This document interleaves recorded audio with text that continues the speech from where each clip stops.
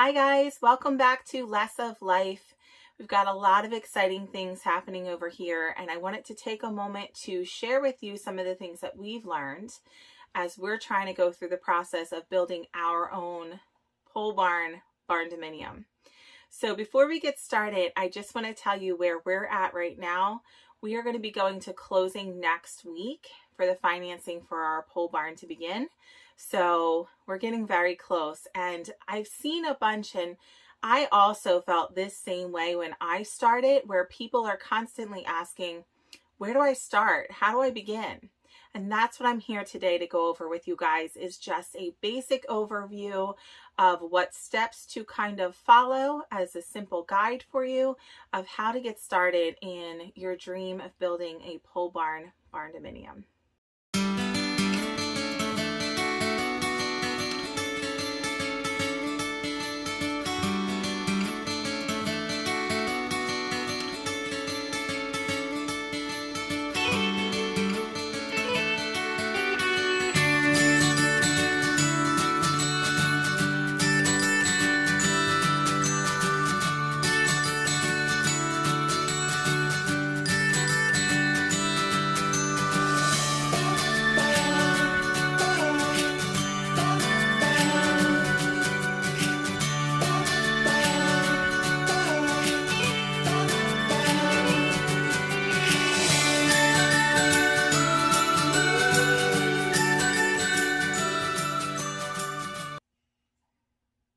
So if you're like me, when I started this whole process, I had no idea where to start, and it was a bit overwhelming. So what I want to do for you guys today is just kind of give you that overall guideline, give you some of the tips that we've learned along our journey, and hopefully that's going to help you guys. Just to give you a recap, for us and our journey, a little over 2.5 years ago, we decided we were going to move from New Jersey to West Virginia. At that time, we had no idea how that was going to happen, what kind of house we were going to build, or how we would come up with the money to make it all happen. So we started out at that time all over doing a ton of different research. We've gone from building a modular to building a stick-built house, to building a shed home, to now finally landing on what we're going to do, which is a pole barn, Barndominium. There's a million other things involved in that as well, including we've probably written hundreds and hundreds of different floor plans as well. And we've talked to over 30 different banks before we found the perfect fit for us. So one thing that I want to make sure that I'm very clear on is that this is a guide. You need to be flexible in going through these steps and understand that you're going to have to go back in these steps and do them over. You're going to have to jump around between steps. And every single person's journey is going to be a little bit different. But this is going to give you a good baseline of kind of the order to go in, or the steps that you know you need to go through. The other thing that I want to mention is that we were told no more times than we can count, in terms of especially with the bank and financing end of everything. And what I want to say to you today is, don't let anyone discourage you from following your dreams. I refuse to take no as an answer. What I started asking after a while was, instead of telling me no, can you tell me how? And what I meant by that was, how do I get to the yes approval? Do I need to save more money? Do I need to improve my credit scores? Do I need to wait a little bit longer for some reason or another? And once I had that plan and that goal, I was able to work towards it and achieve it. So don't let anybody else tell you no. Figure out how and ask them to tell you how. They'll take a minute to tell you what it is that's stopping them from giving you the yes right then, and help guide you towards how to finally get a yes. You need to come up with a list of priorities. It's going to be your overall list that you're going to come back to over and over and over again. And trust me, it's going to change from the first list you make to the end of the process. But what you need to do first is figure out what is most important to you. And for most people, that's going to be your budget. That should be the number one thing on your priority list. And because of that, as you start to move through the other steps, you're going to find that you may have to come back to your priority list and change some things. Also, when you're writing that priority list, remember the difference between a need and a want. A need would be something like if you have a handicap and you can't have any stairs in your home, that would be a need. A want may be something like cathedral ceilings or trapezoid windows, which were very important to us, and they are a want, but it's something that was really high up on our want list. But establishing a need versus a want will really help you when you're trying to narrow down your budget, and if you do need to take some things off the list as you're going through that. Some other things to consider in this step of priorities is things like if you want a mudroom, or how many closets you want, making sure you have enough closet space, how many bedrooms, how many bathrooms, how many square feet.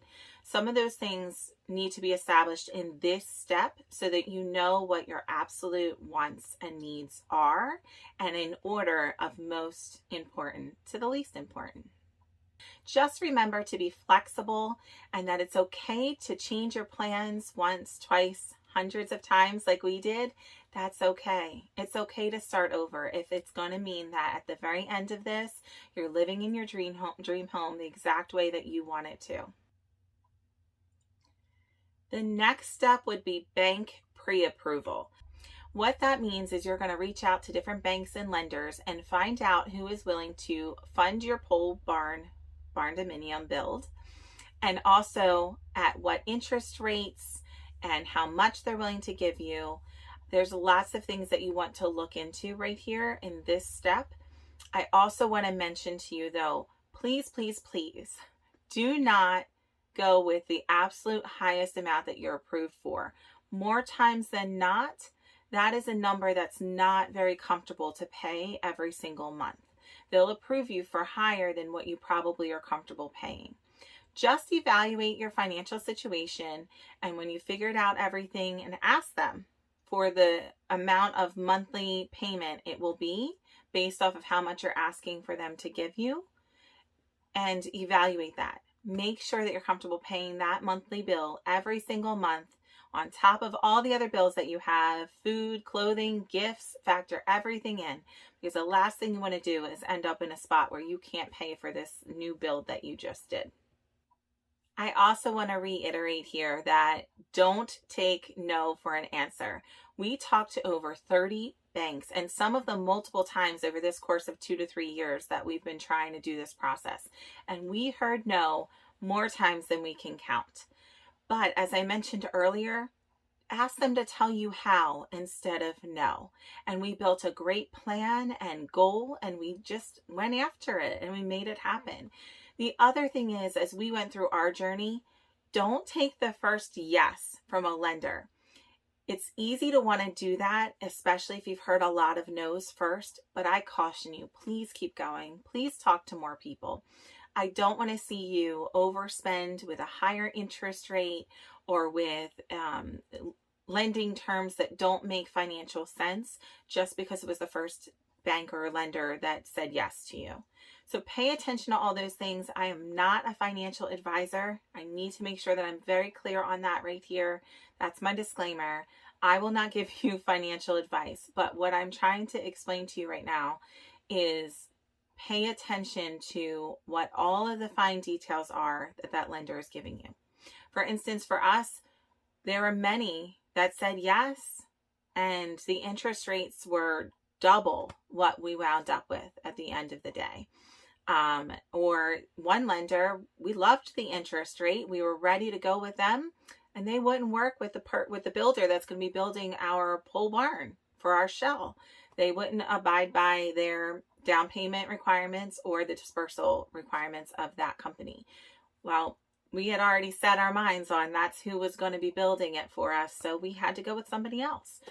Again, don't be afraid to walk away from a yes. That yes most likely will still be there in time if you needed to go back to it, but just do all of that research. If you feel comfortable talking to a financial advisor to help you through the process, that might not be a bad idea also. But this is a big step. Once you have that bank pre-approval amount, now you know what your budget is. So you've already kind of established a budget in the beginning, but now you know what the bank is going to give you. So you can now start your floor plans. You can start talking to contractors and subcontractors and move on to the next step. You may already have a floor plan prior to even starting the entire process, which is great. You can do this at any step before this one. You may still be fuddling through floor plans, and you may continue to go back and forth between floor plans even after this step. But what you want to do is make sure that you've really thought out what you're going to be doing for your floor plan. If you're going with a floor plan that someone else has created, I would caution you not to buy the full plan yet, because you may find that it's out of your price range. If you take that plan and give it to a builder or to a general contractor, or if you're going to be doing it yourself and you find out as you price it that it's not within your budget, now you've paid for those plans or those prints, and they're now worthless because you're going to have to do a different one.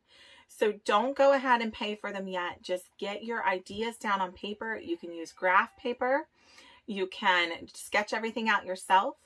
And also, I would tell you, do your research. There is a wealth of information out there, especially on Facebook groups for barndominiums and things of that nature.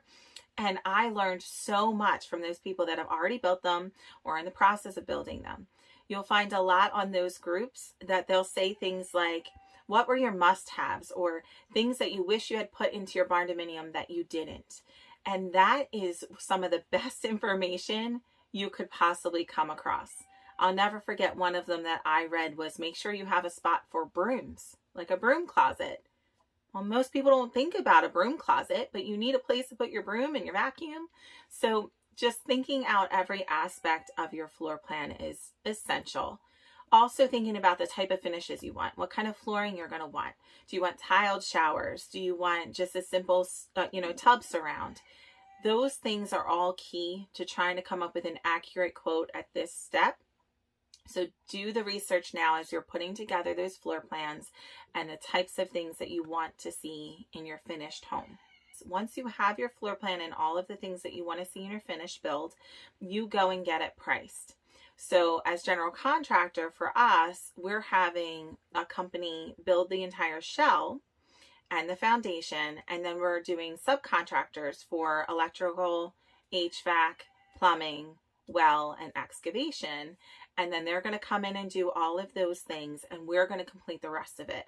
So we have to price out all the materials for the other things on top of having all the quotes from our subcontractors. Once I was able to get all of those things together and have the prices exactly where I wanted them to be, which takes some negotiation here and there. And again, you may have to scrap your entire floor plan and go back to the drawing board and look for a different one that's maybe going to come into your price point a little bit better, and that's okay. But once you've come to where you have the floor plan you want in the price range you want, now you take everything you have back to the bank. That's where you're going to get your final approval. You may find that you have sticker shock a little bit once you start getting all of these quotes back in, especially in the economy that we're in right now, being what it is in 2022. So as things are coming back in, that's again where you're going to go back to that original priority list and reevaluate what needs to change, or completely do a different floor plan, or maybe decide that maybe now is not exactly the right time and you want to save a little bit more to get to what you want. Those are all options at this point. But again, don't let anybody deter you from following your dream, whether it's today, tomorrow, a couple months from now. It can happen. You just have to set that goal and go after it. The other thing that I would say here too, that we went back and forth a lot about, is where do we cut those priorities? So we thought of it like this. The things that can be changed later with a little bit less cost factor or difficulty, we're just going to do economical choices in those areas. For instance, we are doing just simple tub and shower combinations with the simple white surround. We're doing simple toilets and vanities. We're not doing anything upgraded in those kinds of things, so that we could afford what we really wanted, which is our shell layout that has a wall of windows with trapezoid windows and cathedral ceilings. And that was super important to us to pay that upgraded money now for the actual shell of our home to be what we want it to. And we can always upgrade fixtures, flooring, tiling, certain things. We can change out countertops. I mean, people change things all the time down the road. So think about what are your must-haves. Again, going back to that priority list, think about down the road, you can change things. Most people do anyway. So try to be realistic with that. If you're trying to find somewhere to cut in the budget, keep those things in mind. That might help you a little bit. So now at this point, you have your finished floor plan. You have what you want in it. You have your quotes from either your general contractor, your builder, your subcontractors, your materials, whatever it is that you're going to need to complete the project. And you bring it back to the lender or the bank that's doing your loan for you. They will get it through all the next steps for you. And that's going to vary a little bit depending on your lender and what their requirements are. But they're going to ask usually for some things from you to finalize the approval for the loan. And they're going to need to do things like appraisals and title work and, you know, the whole list of what the lenders all need. Usually you need to have your insurance policy put into place for the new construction home, your building permits. Depending on your lender, you're going to need to get all of those things in line and ready to go to closing. And that's the step that we're at right now. We are going to closing next week. We've done all of these things up to this point, again, many, many times, scrapping everything and starting completely over.